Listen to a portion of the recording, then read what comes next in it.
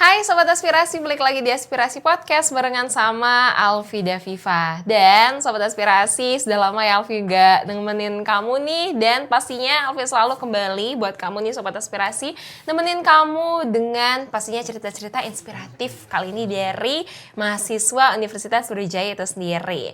Nah, beliau ini Sobat Aspirasi merupakan mahasiswa PWK atau Perencanaan Wilayah dan Kota Angkatan 2022 yang aktif sekali berorganisasi nih Sobat Aspirasi. Dan baru-baru ini beliau ini barusan saja meraih prestasi ya di internasional, yaitu ikut suatu forum kepemudaan International Youth Execution Network. So without any further ado, langsung saja kita sambut. Halo Mas Devi. Halo Mbak Alfi. Iya, apa kabarnya? Alhamdulillah baik sekali Mbak. Senang banget ya akhirnya bisa ngobrol bareng sama Mas Devin. Setelah di WA itu kita bingung nentuin jadwal ya. Finally akhirnya bisa. Betul dengan sekali. jadwal yang sama juga. Betul Mas Devin aslinya dari mana sih? Aku aslinya dari Blitar.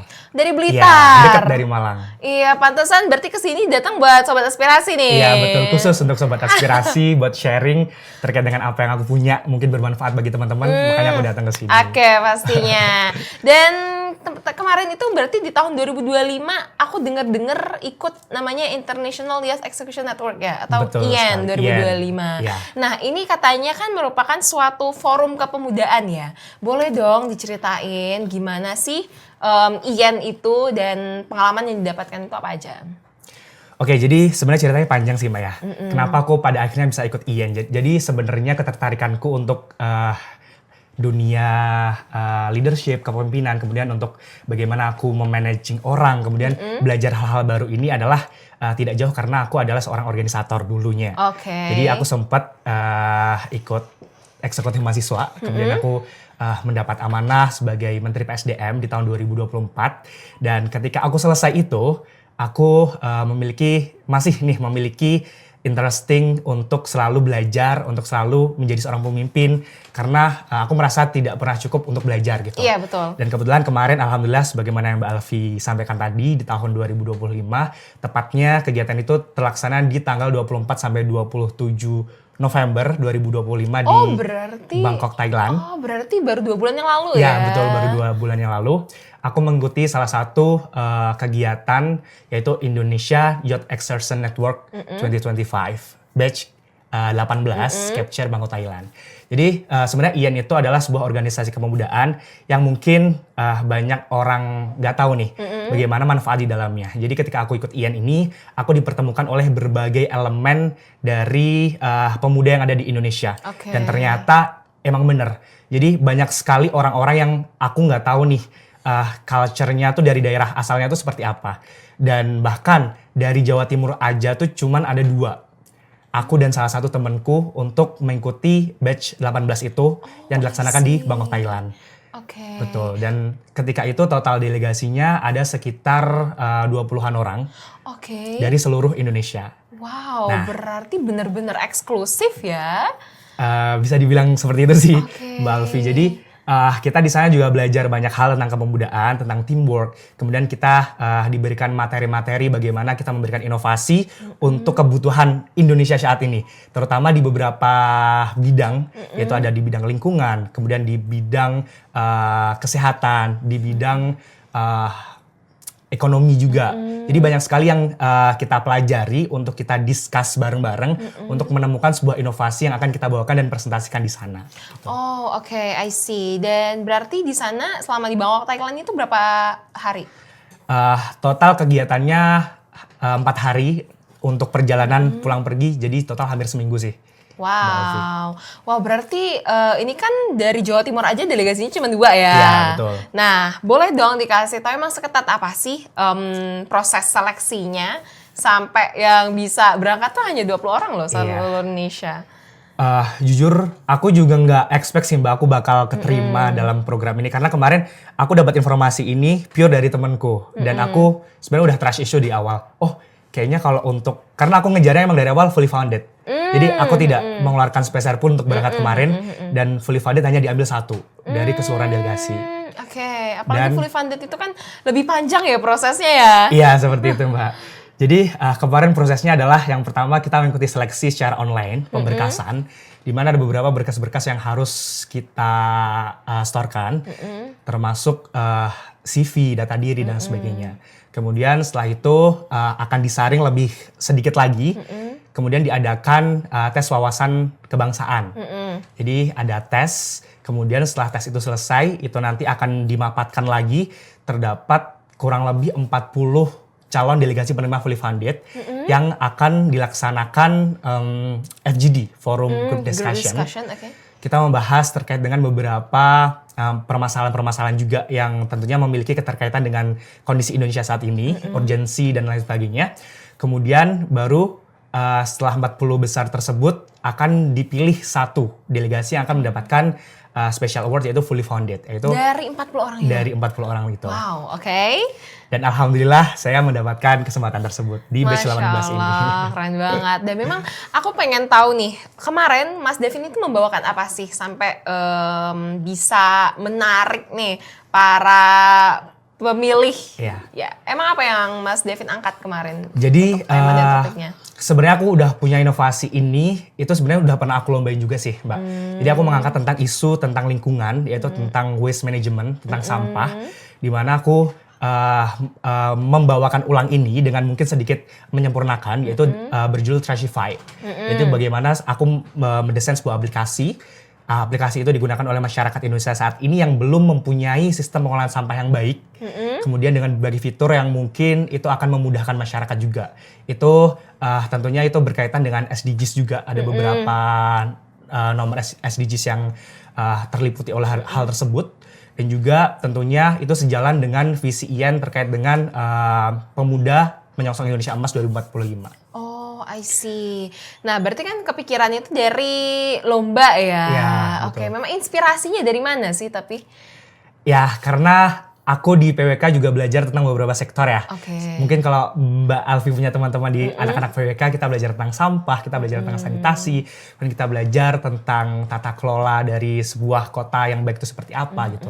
Dan kemudian dihubungkanlah dengan salah satu sektor yang ada di IAN, yaitu sektor environment atau lingkungan gitu.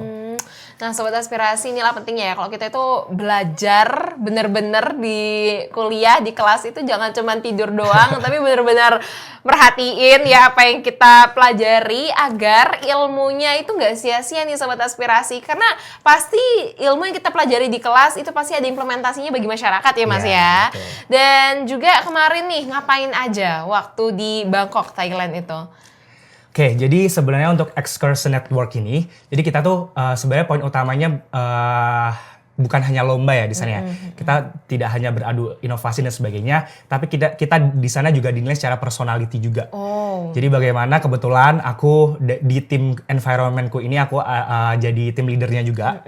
Aku membawahi 4 anggota, di mana anggotanya itu berasal dari belahan Indonesia yang sangat jauh, ada dari Medan, ada dari Belitung, ada dari Pekalongan juga, itu salah timku. Kemudian bagaimana aku bisa istilahnya mengakomodasi mereka untuk selalu kompak, selalu membawakan inovasi. Kita karena persiapannya sebelum kita berangkat itu jauh lebih panjang. Jadi mulai dari pembekalan-pembekalan yang dilaksanakan oleh IAN kepada kita, kemudian kita juga dituntut untuk membuat beberapa produk, terutama kita membuat sosial media terkait dengan inovasi kita. Kita membuat video profile inovasi di mana video itu harus diambil dari 4 tempat lokasi yang berbeda dan jauh. Bagaimana aku bisa mengakomodasikan itu, dan alhamdulillah kemarin jadi best video project.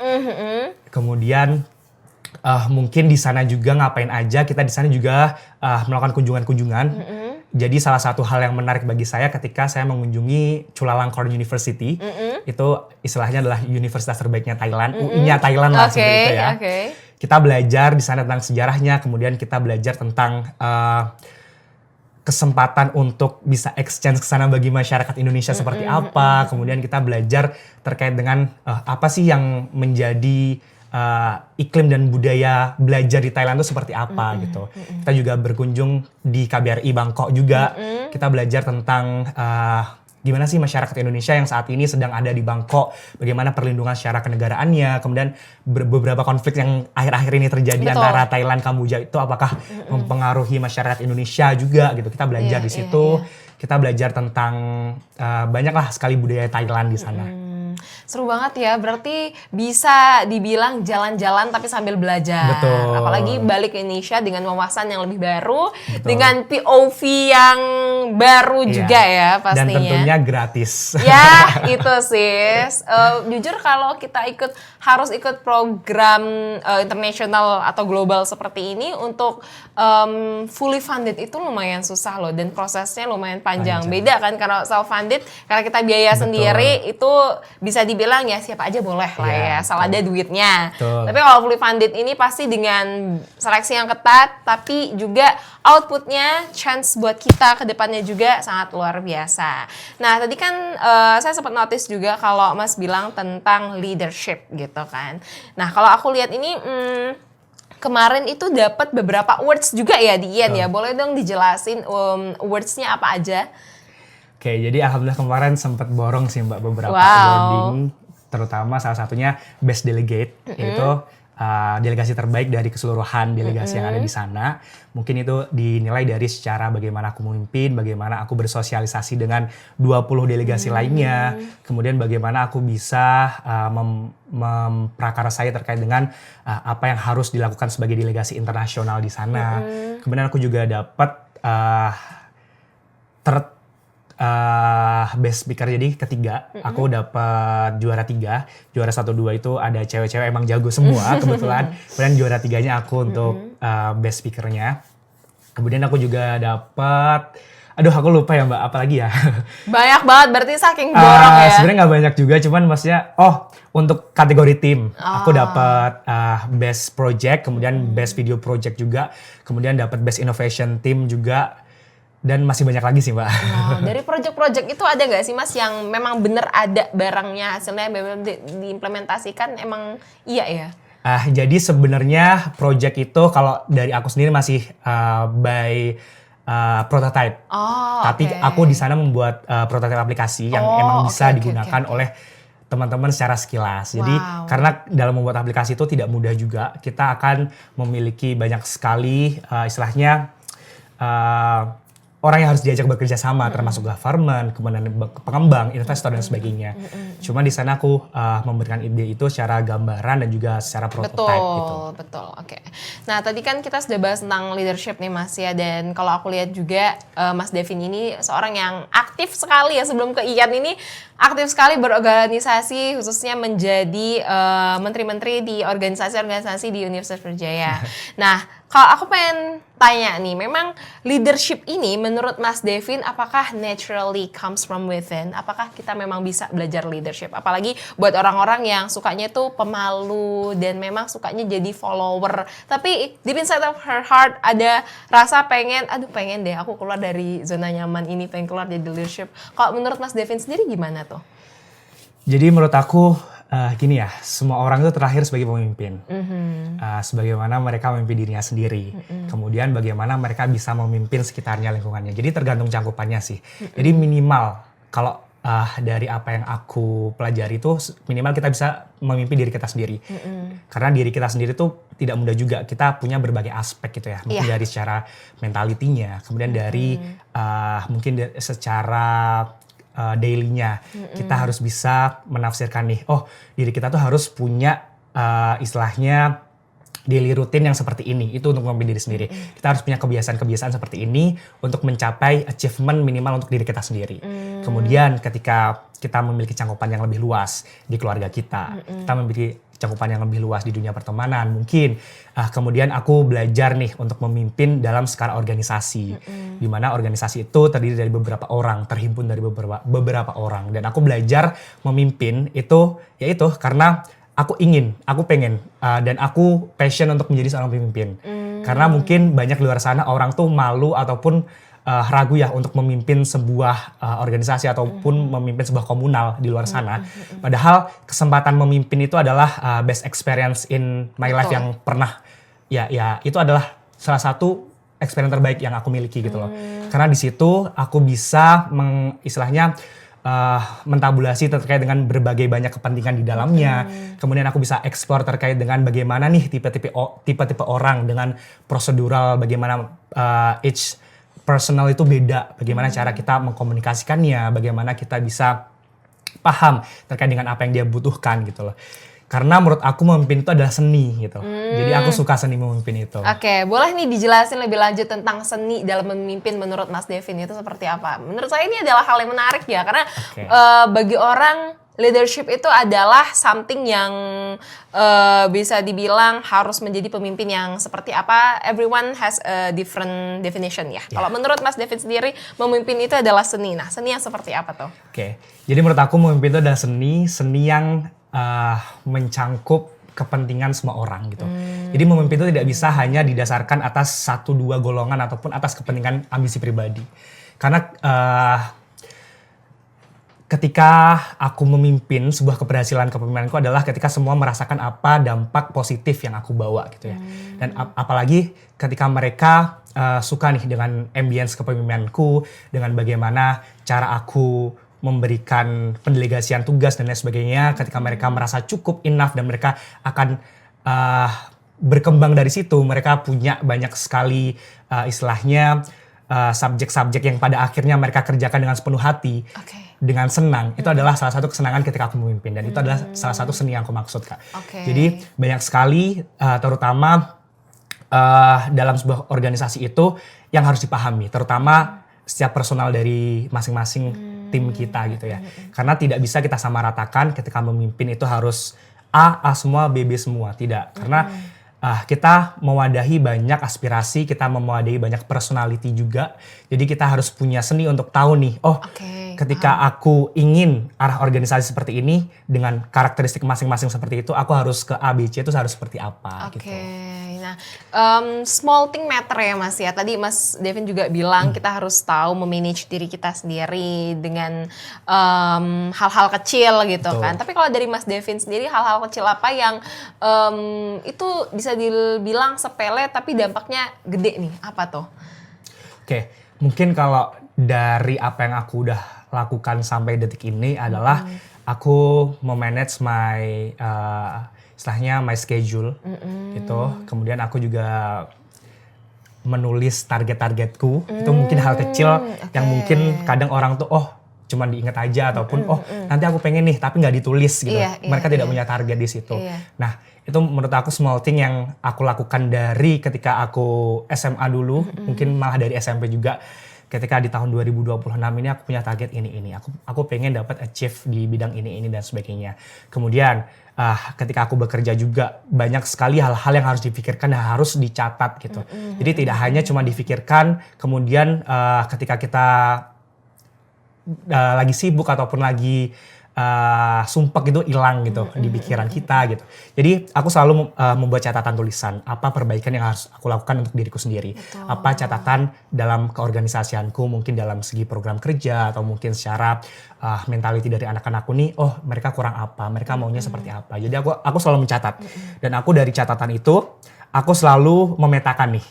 Kira-kira dengan permasalahan ini terjadi karena apa? Permasalahan ini terjadi karena apa, mungkin solusinya seperti apa, dan wise-nya ketika aku melaksanakan itu secara lapangan, aku harus bertindak seperti apa. Gitu sih, Mbak. Paham. Berarti dalam kita memimpin itu dengan kita set target, set goal itu membantu diri kita dan melit diri kita secara tidak langsung untuk mencapai ke target tersebut ya. Iya, betul. Karena pada akhirnya mindset kita adalah minimal kita harus mencapai target itu. Iya, betul. Gitu. Kalaupun kita melampauinya ya alhamdulillah. Alhamdulillah, gitu. At least bare minimumnya itu kecapai ya. Dan pastinya tadi yang aku notice dari Mas Devin itu adalah mungkin dari selama kuliah kan sudah sering berorganisasi, pasti itu leadershipnya juga mulai keasahnya dari situ kan. Dan aku pengen tahu dong, dalam memimpin suatu kementerian di EMUB itu kan organisasi yang paling besar se-UB ya. Nah, itu gimana sih Mas? Ada gak sih kayak rintangannya, terus challenge-nya dalam tadi memanage orang dengan karakter yang berbeda-beda kan, harus menyesuaikan juga dengan karakter kita kan, gimana nih suatu divisi ini bisa berjalan dengan baik. Nah, menurut Mas Devin sendiri itu gimana? kembali lagi ya Mbak, tadi yang aku sampaikan itu adalah bagaimana kita memahami masing-masing personal dalam organisasi itu. Karena in real life juga existingnya itu ketika kita berorganisasi dengan orang-orang yang bahkan itu baru kita kenal dan dengan target kita dalam periode 1 tahun itu dengan berbagai banyak program kerja yang at least itu adalah kita bukan sebuah event organizer ya. Aku tidak pengen dalam sebuah organisasi itu kita dianggap event organizer. Kita melaksanakan sebuah program, kita cari duit, kita cari sponsor, kemudian kita secara tenaga kita juga digunakan secara banyak besar juga. Wah, kita capek ini menarik juga sih, gitu loh. Menarik. Tapi pada akhirnya hasilnya kita nggak ada yang kita pelajari juga gitu loh. Karena esensi organisasi menurut aku ya ketika teman-teman berkembang bareng di dalamnya, ada yang apa mereka bawa di luar ketika mereka sudah selesai dalam organisasi itu. Dan mungkin dari hal tersebut salah satunya kemarin alhamdulillah banyak banget anak-anakku di PSDM 2024 di tahun 2025 itu mereka bisa menempatkan posisi mereka ya karena mereka belajar dari organisasi pas bersamaku 2024 kemarin. Dan mungkin tantangan terbesar ya adalah ketika kita memiliki tim atau memiliki anak staff itu ketika mereka punya target yang mungkin kita di sini adalah sebagai orang yang harus memenuhi ekspektasi mereka. Apa yang harus mereka cari di dalam sebuah organisasi itu ya minimal kita berikan. Karena kita di situ adalah sebagai kepalanya. Leadership juga harus concern dengan hal itu ya. Concern hal itu. Jangan sampai apa yang mereka dapatkan itu nggak ada gitu loh. Apa yang mereka dapatkan itu sia-sia. Karena mereka pasti masuk dalam organisasi itu ya karena mereka mau grow up gitu loh. Terkait dengan skillnya. Kemudian mungkin terkait dengan bagaimana mereka berdiri sebagai seorang organisatoris di situ. Dan ketika mereka keluar, mereka akan mungkin bisa berkembang di fakultasnya masing-masing, di jurusannya masing-masing dengan ilmu yang mereka dapatkan. Jadi bagaimana kita bisa mewadahi apa kebutuhan anak-anakku itu, kemudian bagaimana kita bisa ya mentabulasikan, kemudian kita mengkolaborasikan juga dengan berbagai pihak ya tentunya. Karena mitra itu juga sangat penting juga dalam sebuah organisasi. Jadi jangan sampai kita merasa, oh cukup nih aku cuma bekerja dengan PSDM dengan anak-anakku tapi kita tidak membuka peluang kerjasama. Kemudian padahal itu yang diinginkan oleh anak-anakku. Kita belajar, kita mengenal dan juga kita istilahnya berinteraksi dengan orang-orang di luar sana yang saling memberikan dampak positif gitu. Wow, keren. Berarti yang bisa aku dapetin dari Mas Devin sepanjang obrolan ini ya sejauh ini adalah jadi pemimpin itu sobat aspirasi pastinya bukanlah hal yang mudah ya. Jadi seorang pemimpin itu merupakan hal yang harus dipelajari memang. Betul. Ya pelan-pelan mungkin kita belajar dari staff dulu nih ngelihat pemimpin kita bagaimana cara dia memimpin, karakternya seperti apa itu bisa dipelajari nih dari situ. Dan jadi seorang pemimpin, leader itu juga ya sobat aspirasi bahwa kita itu harus concern dengan the needs of our member gitu kan. Betul. Itu seperti apa dan sebelum itu juga kamu harus bisa melit diri kamu nih sobat aspirasi.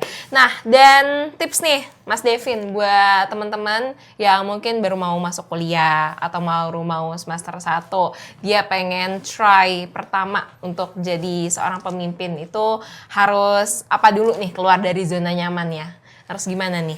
Oke, jadi mungkin kalau dari apa yang aku lakukan dulu ya, karena mungkin ketika kita lepas nih dari siswa menuju mahasiswa ya, at least itu adalah salah satu tingkatan ataupun tingkatan tertinggi dari sebuah pembelajaran itu atau kita layaknya kita sebagai siswa itu adalah tingkatan tertinggi, di mana kita harus dituntut mandiri, kemudian kita dituntut untuk mungkin katakanlah teman-teman memiliki tempat kuliah yang jauh dari rumah, kita harus jauh dari orang tua, di mana kita minimal dalam segi kepemimpinan kita bisa memanage nih. Ketika kita jauh dari orang tua nih, dari segi keuangannya, dari segi sosialnya, dari segi mungkin akademiknya, itu adalah the simple thing yang bisa teman-teman lakukan sebelum teman-teman atau ketika teman-teman menjadi mahasiswa baru nih untuk masuk ke dunia mahasiswa.